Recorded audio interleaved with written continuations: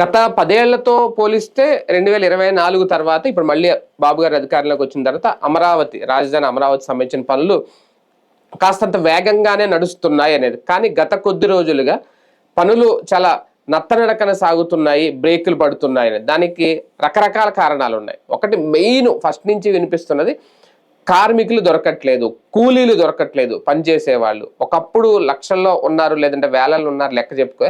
ఇప్పుడు నిజంగా చూస్తే 15,000 మంది కూడా పనిచేయట్లేదట. అప్పట్లో 80,000 మంది ఉన్నారు, 70,000 మంది ఉన్నారు, మొత్తం పనిచేస్తున్నారు అది.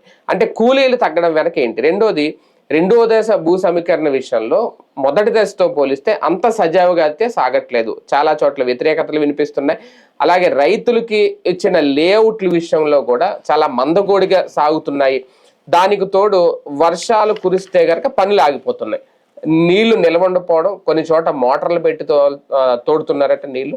కాలువలు అయ్యి తవ్వించినా సరే వర్షం నీళ్లు నిలవండిపోవడం వల్ల కూడా పనులు ఆగిపోతున్నాయి. ఇప్పుడు ఈ మంత్, వచ్చే మంత్ అంతా కూడా, ఈ నెల అంతా ఇంకా 3 నెలల పాటు వర్షాలు కురుస్తూనే ఉంటాయి.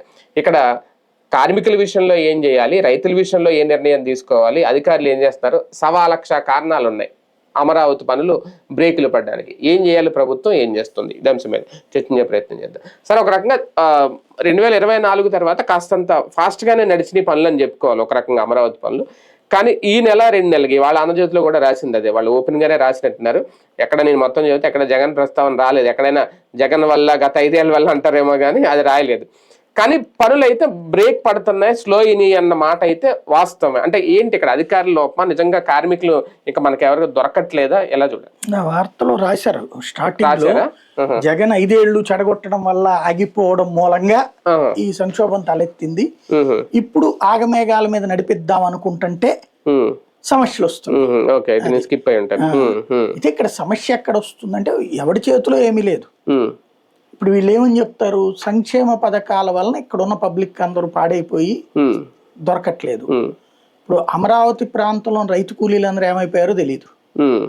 అదే కదా, ఒకప్పుడు అమరావతి రైతు కూలీలు పోరాటం కూడా చేశారు సార్ దీని మీద. సిఆర్డీ వాళ్ళని అడిగారు, మాకు ఇవ్వట్లేదు పనులు, మీరు బీహార్ నుంచి వేరే రాష్ట్రం నుంచి తీసుకొస్తున్నారు, మాకు ఇవ్వండి అని అడిగారు. కానీ వాళ్ళనే తెచ్చిపెట్టారు, గొడవలు కూడా జరిగినాయి అప్పుడు. ఎందుకంటే మన రాష్ట్రంలో కూలీలకి, రైతు కూలీలకి 500 నుంచి 700 తీసుకుంటారు. ఈ బీహార్ నుంచి వచ్చే వాళ్ళకి 300 చాలు. వాళ్ళకి ఏంటంటే 350 రూపాయలు లెక్క ఒక్కొక్కళ్ళకి. ఈ 50 రూపాయలు తీసుకొచ్చిన కాంట్రాక్టర్ తీసుకుంటాడు, 300 రూపాయలు వాళ్ళ చేతికి ఇస్తారు. ప్లస్ కాంట్రాక్టర్ కి ఎవరైతే తీసుకొచ్చేటటువంటి వ్యక్తికి ఇంకొంత అమౌంట్, ఏది అక్కడ ఉండటానికి తగిన ఏర్పాటు చేసినందుకు ఇది ఇస్తారు. ఒక 1000 మందిని పట్టుకొచ్చాడు అనుకోండి, 1050 ఫర్ డే, వాడికి 50,000 రూపాయలు వచ్చేస్తుంది కదా అక్కడ. అట్లాగా ఎక్కువ మందిని గ్యాదరింగ్లు. ఇక్కడ ఏమైపోయిందంటే బీహారు, ఛత్తీస్గఢ్ ఇట్లాగా దాదాపు 4 రాష్ట్రాల నుంచి తీసుకొచ్చారు, ఒరిస్సా అయ్యని. ఇప్పుడు వాళ్ళు ఈ పండగలు, ఫంక్షన్లు వీటికి వెళ్ళిపోయారు. బెంగాల్ నుంచి కూడా వచ్చారు. ఎలక్షన్స్ హడావిడితో వాళ్ళు వెళ్ళిపోయారు. వెళ్ళిపోవడం వల్ల ఇక్కడ వీళ్ళకి మనుషులు దొరకట్లా. అసలు మనుషులు దొరకపోవడం కాదు, వాళ్ళకి కూడా పని లేక గుంటూరు, కృష్ణా జిల్లాలోనే బోల్డ్ అంతమంది ఉన్నారు. రోడ్ల మీద మనం గనక పొద్దున్నే చూస్తే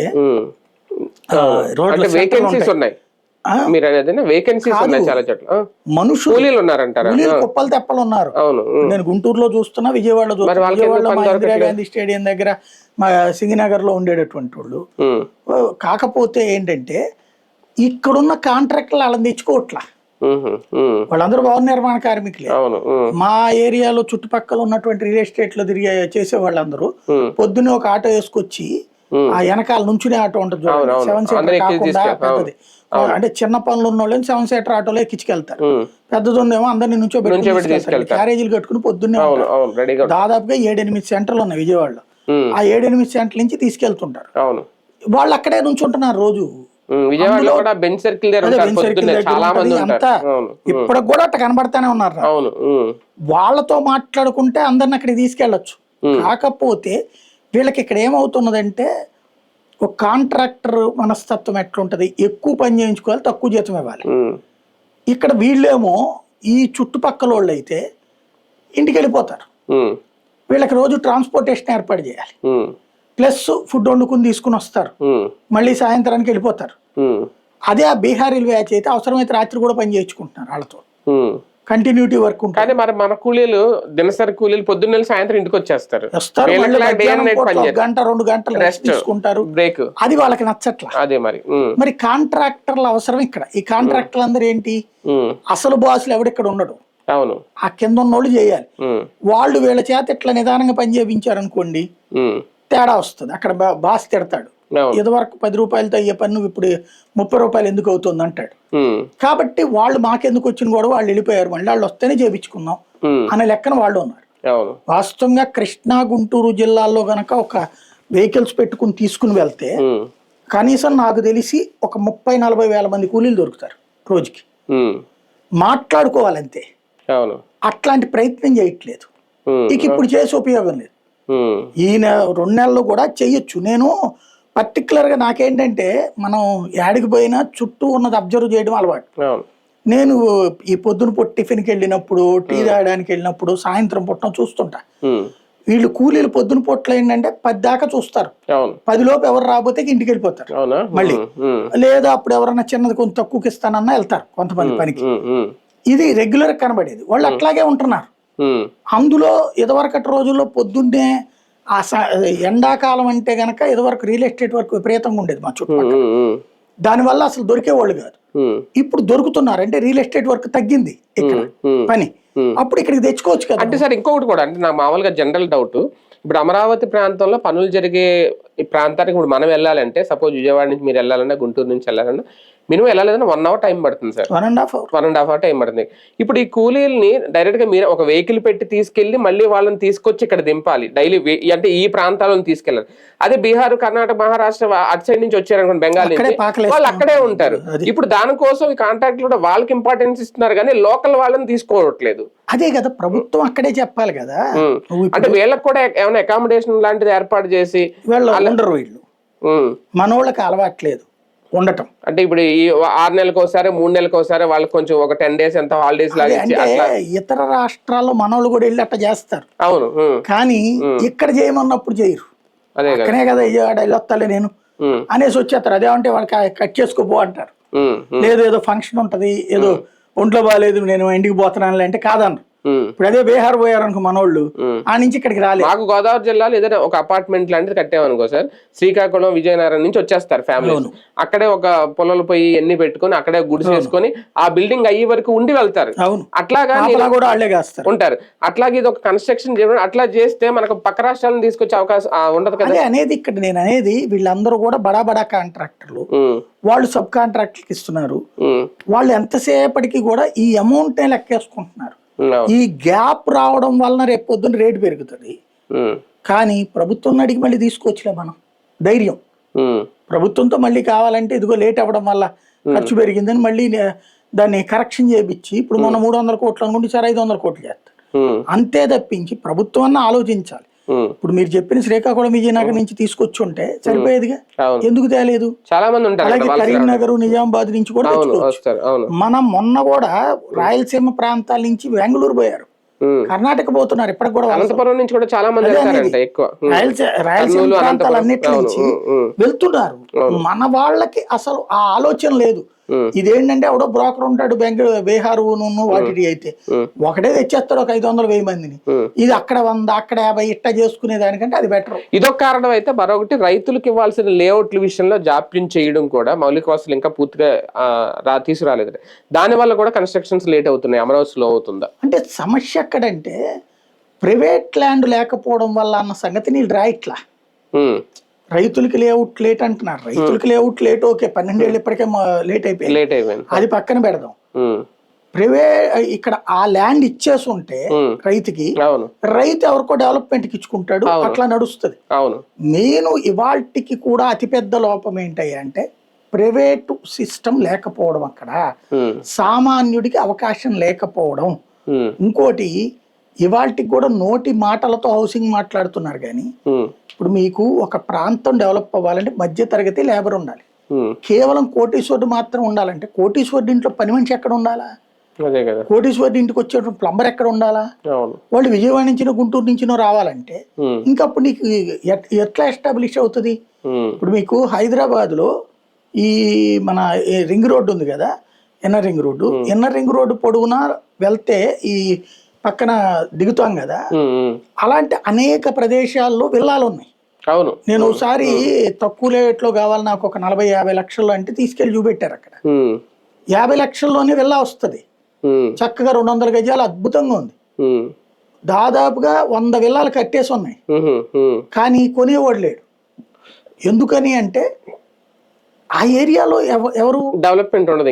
నేను నా విల్లాలో నేను కూర్చొని రోజు ఊడ్చుకోలేను కదా, పని మనిషి కావాలి. ఎక్కడ ఉండాలంటే ఊళ్ళో నుంచి రావాలి, అక్కడికి ఎట్టది వస్తారు, ఊళ్ళో నుంచి హైదరాబాద్ లో. నేను అందుకని వదిలేసాను అట్లాగా. అట్లాంటి పరిస్థితి ఇప్పుడు పని మనిషి కావాలన్నా కష్టమే, ప్లంబర్ కావాలన్నా కష్టమే, ఎలక్ట్రీషియన్ కావాలన్నా కష్టమే. ఎక్కడో ఎందుకు, ఇప్పుడు అక్కడ ఉన్న లాయర్లు హైకోర్టుకి కనీసం 40-50 వేల మంది లెక్క ఉంటారు కదా వాళ్ళ కౌంట్లో. వాళ్ళు ఎక్కడ ఆఫీసే పెట్టుకోవాలండి ముందు? వాళ్ళ ఆఫీస్కి ఏమైనా దిక్కుందా? లేదు. ఎంఐజీ, ఎల్ఐజీ, హెచ్ఐజీ అని housing board colony type of housing కట్టకుండా ఆ ప్రాంతం డెవలప్మెంట్ మీద ఆశ పెట్టుకుని ఈవెన్ రేపు పొద్దున వీళ్ళకి ఇచ్చినా కూడా స్థలాలు ప్లేసెస్ ఇస్తారు. ఇచ్చాక వీళ్ళు అపార్ట్మెంట్ కట్టుకున్న ₹1.5 కోటి ప్రభుత్వపు ప్లేసే కదా. ఇంతకుముందు ప్రభుత్వం వెళ్ళాలి, ఇప్పుడు ఇది అపార్ట్మెంట్ల ఫ్లాట్లు అమ్మింది కదా, అదే ₹1.5 కోటి చెప్తుంటే ఇంకా మిగతా వాళ్ళు ₹1 కోటి తక్కువ ఎట్లా వస్తుంది? ₹1 కోటి పెట్టి అపార్ట్మెంట్లో ఫ్లాట్ కొనుక్కునేవాడు అద్దెకి ఎంతకి ఇస్తాడు? 5,000కి ఇవ్వడుగా, 10,000కి ఇవ్వడుగా. అప్పుడు మనలాంటి వాళ్ళు ఎట్ట వెళ్ళి బతుకుతాం? నాకే ఫ్రమ్ ద బిగినింగ్ ఉంది ఏంటంటే, అమరావతిలో మనందరికి గనక ఏమన్నా తలకి ఒక 500 గజాల స్థలం ఇస్తే, ఇప్పుడు మనం 5-6 పని చేస్తున్నాం, అక్కడ తీసుకుని పెట్టుకుంటాంగా. దాంట్లో మనమే అవసరమైతే బ్యాంక్ లోన్ తీసుకుని పెట్టుకుంటాంగా. ఇస్తారా వీళ్ళు? ఇవ్వరు. ఈవెన్ జగన్ టైంలో కూడా అడిగాం, అదే మేము 3 రాజధానులు కదా 3 రాజధానులు కదా, అది వద్దన్నారు వాళ్ళు, ఇవ్వలేదు. ఇచ్చుంటే గనక ఇప్పుడు డిజిటల్ ప్లాట్ఫారాలకి ఇచ్చిన ఎక్కడ ఎందుకు, పేపర్లు టీవీలకు సంబంధించిన జర్నలిస్టులు రోజు యాడ్ నుంచి పోతున్నారు. విజయవాడ గుంటూరు నుంచినే కదా. వాళ్ళు అక్కడ ఉందామన్నా ఒక ఫ్లాట్ అద్దెకి తీసుకుందామన్నా ఏమున్నాయి ఇప్పుడు? అది కదా సమస్య. అది తేలనంత వరకు, అంటే రియాలిటీ దాటి పరిగెడుతున్నంత సేపు పరిష్కారం లేదు దానికి. అది రెండో విడత భూ సమీకరణ సజావుగా సాగకపోవడం కూడా ఒక మైనస్ ఈసారి. లేదు, ఇంకా అది ఇప్పుడు ముందు ఇదే పూర్తి చేయకుండా రేపు భూసేకరణ చేసేస్తారు అనుకున్నా. ఏం చేస్తారు? ఇప్పుడు వీళ్ళే రాసిన దాంట్లో ఏంటంటే రోడ్లు 10% అయినాయి అని రాశారు. రోడ్లు ఒకటి, అవును. అట్లాగే ఈ స్థలాలకు సంబంధించి 10% అయినాయి అని రాశారు. మరి 10% పూర్తయితే ఈ 90% ఎప్పుడు పూర్తి కాలేదు? ఇది 11 ఏళ్లకి, 12 ఏళ్లలో ఒక ఏడాది తీసేద్దాం. 11 ఏళ్లకి 10% పూర్తయితే మిగతా 90% పూర్తి కావడానికి ఎన్ని ఏళ్ళు అవ్వాలి? అంటే ఈ 3 ఏళ్ళు ఇంకా 10% పూర్తవుద్దా మహా అయితే? అది 11 ఏళ్లకి 10% అంటే నేను అనుకోవడం ఏంటంటే, ఇప్పుడు ఇవన్నీ ఈ పనులోళ్ళు వీళ్ళందరూ కూడా బిల్డింగ్ల మీదనే కాన్సన్ట్రేట్ చేశారు. రోడ్లు ఇవన్నీ చేయడానికి ఇప్పటికీ కొన్ని లిటిగేషన్స్ ఉన్నాయి, కోర్టుల్లో స్టేలు, అవన్నీ సెటిల్ చేసుకునేటప్పటికి ఈ టర్మ్ చాలదు. మేబీ మళ్ళీ ఈ మొక్క చెప్తారు, ఇదిగో మేము శరవేగంగా పరుగులు పెట్టించాం, ఇప్పుడు ఆ బిల్డింగ్ పూర్తయిన చూపెడతారు. జడ్జిల క్వార్టర్స్, ఇదిగో ఈ పూర్తి చేసి మిగతాది కూడా అయిపోతుంది. పూర్తయినాయి సార్, కానీ అందులో ఉండడం కుదురుద్దా? నిజంగా ఎమ్మెల్యేలు ఎమ్మెల్సీలు ఉంటారా ఇప్పుడు? పూర్తి అయిపోయినాయి. హైదరాబాద్ లో ఎమ్మెల్యే క్వార్టర్స్, ఎమ్మెల్సీ క్వార్టర్స్ ఉన్నాయి అనుకోండి, మంత్రుల క్వార్టర్స్. వాళ్ళు అంటే తెలంగాణ మొత్తం మీద ఉన్నోడు హైదరాబాద్ లో ఉండటానికి ఇష్టపడతాడు కాబట్టి ఎక్కువ కాలం అక్కడే. అలాగే నియోజకవర్గాన్ని వదిలిస్తే మళ్ళీ అదో తలనొప్పి. అంటే నియోజకవర్గంలో ఒక వారం ఉండి 3 వారాలు అక్కడే ఉంటారు ఇదివరకు. ఇప్పుడు కూడా అమరావతిలో అయితే ఉండరు. నన్ను అడిగితే వీళ్ళు తెలంగాణ రాష్ట్ర ముఖ్యమంత్రిని అడిగి, ఇప్పుడు ఫ్యూచర్ సిటీ అంటున్నాడు కదా, ఫ్యూచర్ సిటీలో ఆంధ్ర ఎమ్మెల్యే క్వార్టర్స్, ఆంధ్ర ఎంపీల క్వార్టర్స్ కడితే గ్యారంటీ మన వాళ్ళు అక్కడ ఉంటారు. అక్కడ శుభ్రంగా ఆంధ్ర అసెంబ్లీ ఒకటి ఇవ్వండి, మేము అక్కడ కూడా కట్టుకుంటాం. పరిపాలన మొత్తం అక్కడి నుంచి చేస్తే అయిపోద్ది కదా, ఇది అంతే ఎందుకు. రైట్, చూద్దాం. మొత్తానికి అమరావతి నిర్మాణాలకు సంబంధించి కాస్తంత వేగం తగ్గింది అనేది వాళ్ళే చెప్తున్నారు, వాళ్ళే రాసుకొస్తున్నారు. కానీ మరి ఆ వేగం పెంచడం ఎలాగా? చాలా సమస్యలే కనపడుతున్నాయి, చాలా ఇబ్బందులు ఎదురవుతున్నాయి ఆ నిర్మాణాలకు సంబంధించి. అవన్నీ క్లియర్ చేస్తారా? పైగా సిఆర్డిఏ భవనం కూడా అక్కడే ఉంది, అధికారులందరూ హెచ్ఓడీలు, మెయిన్ హెచ్ఓడీలు అన్నీ అక్కడే ఉండి పనిచేస్తున్నాయి. అయినా సరే వేగం తగ్గడం వెనక కారణం ఏంటి? దాన్ని ఎలాగా ఫుల్ఫిల్ చేస్తారు, పరిష్కరిస్తారు?